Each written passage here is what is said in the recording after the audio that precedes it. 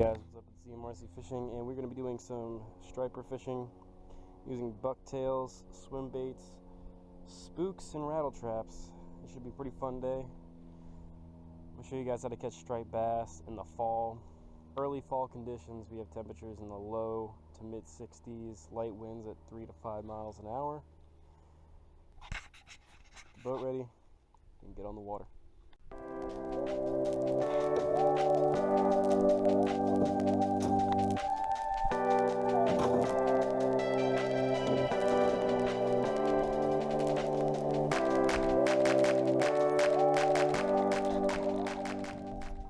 Water, and we're going to be throwing some bucktails, swim baits, spooks, and lipless crankbaits. I'm not going to start off with this. I actually had a plastic on it, but I got bitten in half from, I think, a juvenile bluefish, so there goes that. I have more plastics, but for right now I'm going to switch over to a topwater for a little bit, see if there's any topwater fish. Alright guys, so what I'm doing right now is I've set myself up on this off this point right here. I'm going to work this area trying to see if I can find any bass sitting in about 5 feet of water.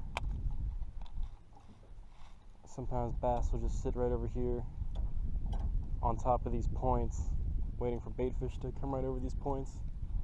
It's always a good place to start off at if you're not sure where you're going to fish at. Like if you haven't fished somewhere before, you see a point, looks like it, comes into a shallow area. Try to fish that where like the water kind of gets broken up at, where that flow gets broken, where it kind of pools off. Just exactly what I'm doing right now. And personally, I kind of like to sit somewhere farther out towards what we're looking at. I didn't really place this in a good spot. So like this time of year, another really good thing to do is if you're kind of looking for fish right now, keep your eye out for the birds that are flying in the sky, or see where birds are sitting in the water, because that tends to show where the fish are blitzing or breaking at some point. So going to those spots is always a good thing to do if you don't have a depth finder and you need an alternative because the spot you picked isn't that good. Right now I'm still fishing this little flat point area, and it has a good drop off on the other side of it over here, down that way where the rod's pointed towards. But I'm not really fishing over there right away right now. Just trying to see if I can find any fish sitting in this flatter spot, because sometimes they like to sit right here and pick off some bait fish. Most of the time it's just schoolie bass in about the 15 to 20 inch range. And I mean, what I'm probably going to do is I'll probably fish this spot for another 20-25 minutes. Then I'm going to move out into a deeper spot because the tide's going out, and see what these fish might end up moving deeper quicker than I thought, because the tide's moved out a lot more than I thought it would have by now. I like to fan cast out and just kind of cast in spots where I wouldn't think there'd be a fish, because sometimes bass like to move up shallow, like super shallow, but I don't think they're going to be this shallow right away. Not this quick into October. Probably another week from now they'll probably be up in here. And they probably won't even take a spook, they'll probably just be taking swim baits. There's not too much bait fish. I mean, there's a lot of bait fish in here, but not like there has been. So I'm wondering if there's more bass in here. More isolated bass. Kind of sitting on points in the structure. Which would be a huge plus, because then I just gotta move. I know exactly where there's a big piece of structure out here. Yeah, we're gonna move. We're gonna make a big move here in a second.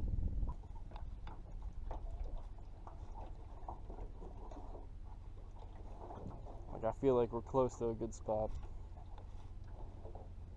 Just not at it yet.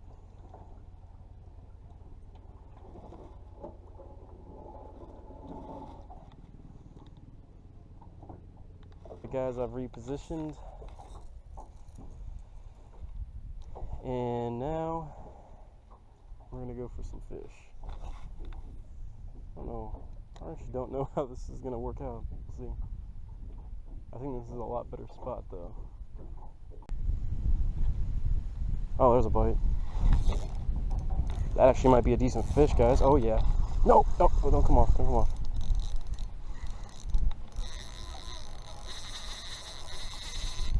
What is this? What is this? What is this? I don't know what this is. But it was peeling some drag.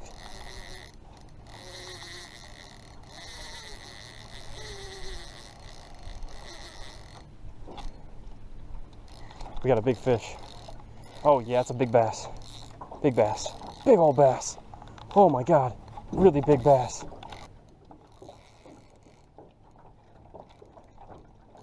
This one might break me off. If I don't get this net.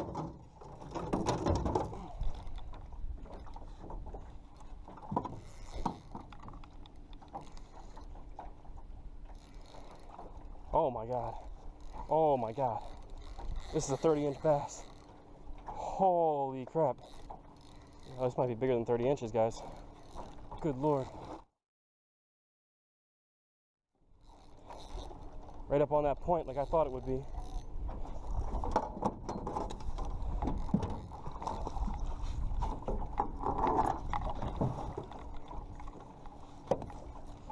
He's barely hooked.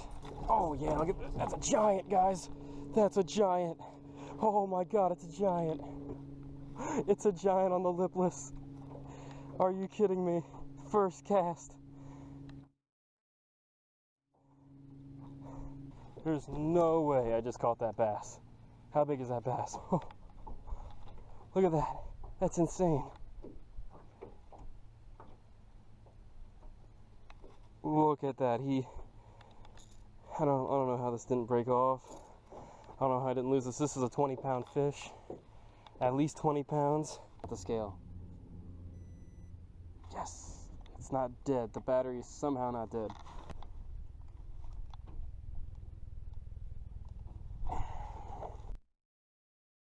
Alright guys, well that was, alright, so what I did to catch that striped bass was I was working this spot with this Lipless, just kind of fan casting over towards his point. I felt the fish, I set the hook, I didn't think it was a bigger bass like that. Well, I'll probably fish this spot a little longer.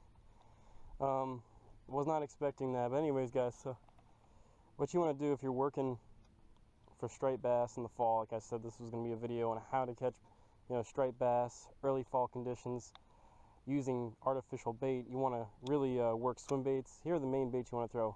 A swim bait. I like using a blue color swim bait for whatever reason. You know, they tend to see it pretty good. Using any sort of Rippin wrap Rapala, you know, the 0.5 size. Throwing a Spook if it's warm enough, and throwing a Bucktail if you're really trying to search for fish. I can't believe I actually caught it. I still can't believe it. Like, that fish did not break my line. That's 10-pound line. That's literally $3. It's the jawbone line you can get at Dick's. I'm not one to really just, you know, give out free advertising, but I can't lie, that cheap line did an amazing job holding onto a bass that big. It's a 20-pound bass. That actually might be 8-pound line. I'm not sure. It's either 8 or 10. Either way, it's very impressive that that line was able to hold up onto that big of a fish. Let's see if we can knock out one more fish today. Stay with the Lipless.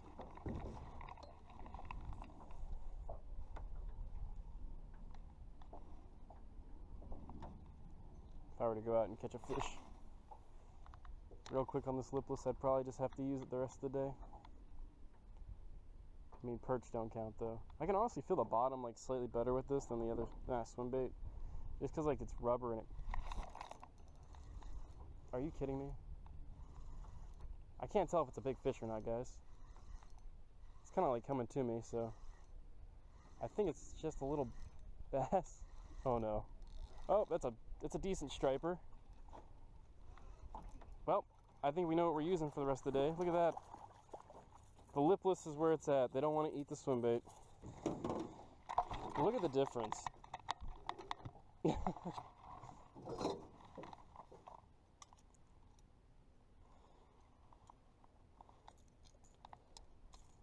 Alright, little man. That'd be really cool.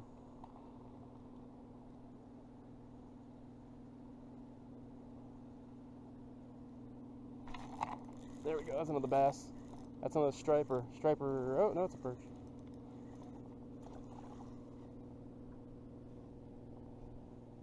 Foul hooked him. Alright. I thought it was a little bass, but it was just a tiny perch that was foul hooked. He turned into a parachute underwater. Alright guys, I'm gonna head in. Thanks for watching, and hopefully these tips on how to catch striped bass in the fall, especially on a sunny day, you know, this is a pretty good bait to throw if it's sunny. You know, this is a great color. You know, you want to match the hatch. I'll always say that any time of year. If there's bait fish out there, you want to match what they look like and just represent an ill version of those fish, and they'll trigger that bite pretty quick. Alright guys, thanks for watching, and I'll see y'all in the next video.